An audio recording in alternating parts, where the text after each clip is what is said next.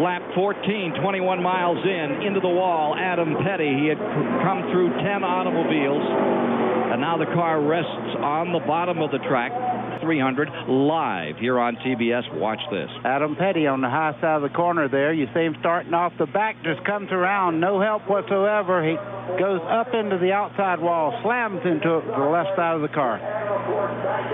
Well, you know, I told you this track's a moody racetrack, and sometimes it gets real loose, and the day was loose. He just flat lost it and came around, but at least he got in the wall the right spot. He didn't get in driver's side first.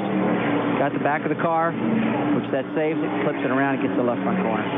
Way to the races and out of the race. Adam Petty. If it was really good and stable, we could have been going somewhere. But the car was good. I just got a little loose there and lost it. Big wreck of the back straightaway coming out of turn 2. It's collected 1, 2, 3, 4 cars. And they're still hit. They're still wrecking down the back straightaway. Cars careening off the outside into each other as they start off turn 2.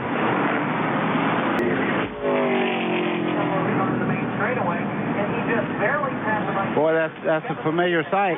You could see the Kelly Denton just lose the back end of the 75 car. He goes around and up into everybody else is along for the ride there. They're running through a lot of smoke there. They're on the brakes. You see nowhere to go. It reminds me of the Winston last Saturday night. We all had our big crash. One guy goes down and takes the whole field with them, and evidently the track's really slick right now. I believe we got hotter temperatures today than we had yesterday for sure, and a lot of these cars are loose right now.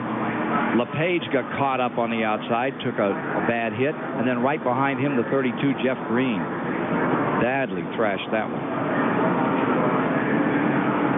Dick Trickles, number 5. I wonder how much damage he took. He got hit and spun, back end moved up a little. Let me correct myself. That was not Kelly Denton. I just was looking at the replays there. Kelly Denton come along much after the wreck was underway there and got involved.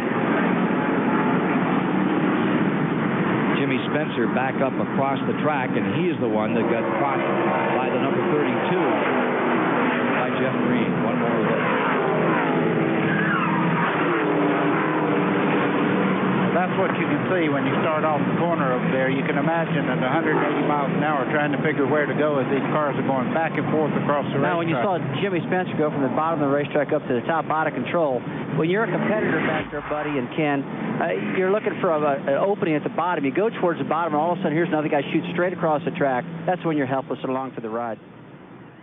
The setup for the Busch car, and then again they run the corners as hard as the Winston Cup cars. I'd say they'd be very similar. Wreck turn 4. That's Shane Hall. In the 43, you can see the tire coming off the right rear corner. Lift the axle, still hooked to it. But it's the first time I've seen that one in a long time. 27th spot. Away for Shane Hall. I believe he was caught up in one last year. Let's tell you what happened to Shane Hall. There's Shane Hall right there.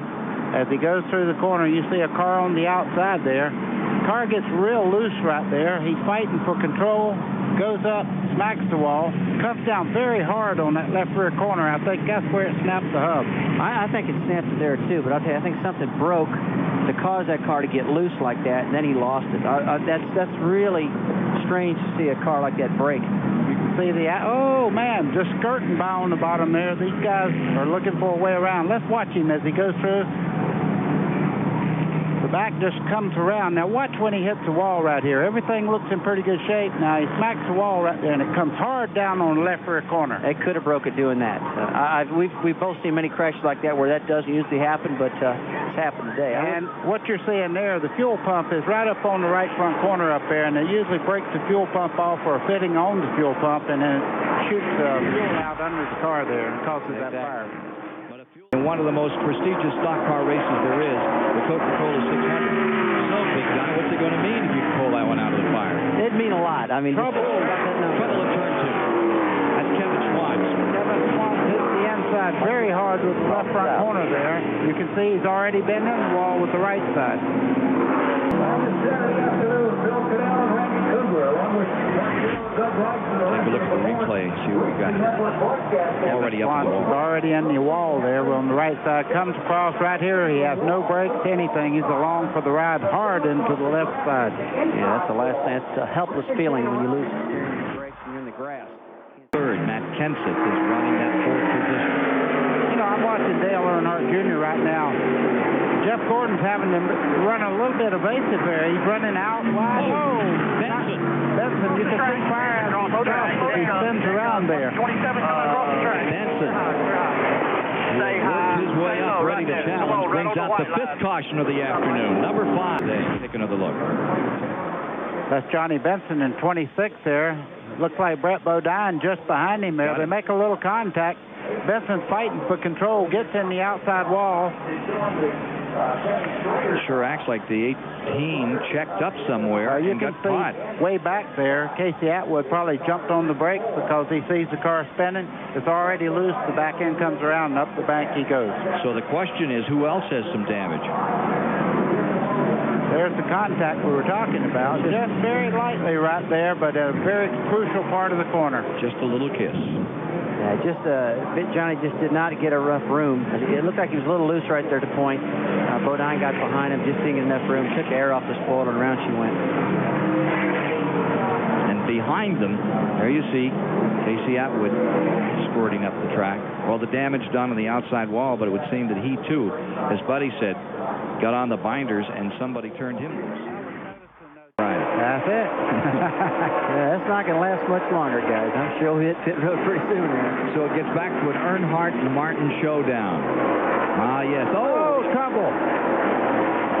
All the way around goes the number 47, Elliott Sadler, that Andy Santerre car, and that's going to bring out that caution. That's the ninth place car. Just broke away. This could be the day.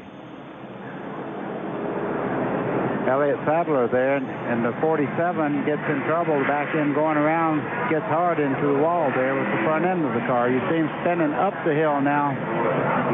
Hey, right there, he got the front end to the outside wall. This is not to be his day for Elliott Sadler. The 8th caution of the day comes at lap 188. It's extended for Mike McLaughlin in turn 2. Bounced off the wall.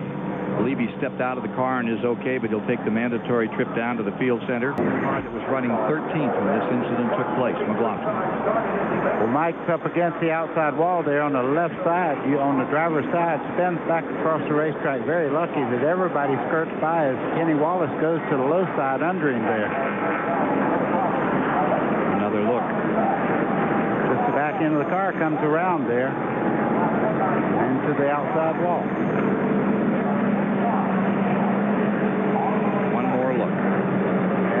See him fighting for control there, but he just couldn't get her back. Well, it did what I call the death wobble. That rear end kicked out, then that front end took off, and it's all over. It's pretty hard to steer once you get up to the grade. Lining them back up on a restart.